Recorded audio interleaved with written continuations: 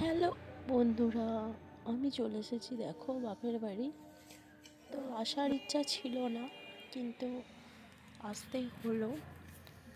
তো ভাইয়ের জন্মদিন উপলক্ষে, তো ভাই তো এখন দোকানে, সেই জন্য আমরা এখানে তাড়াতাড়ি করে রান্নাবান্নাটা সেরে নেব।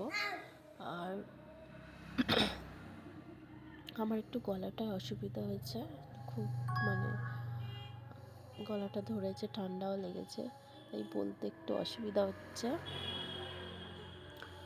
আর রাইসটা দেখো মাখিয়ে নিলাম, আর এখানে এই যে মাখিয়ে রেখে দিলাম, আর এখানে আবার মাংসটাও বসিয়ে দিয়েছে।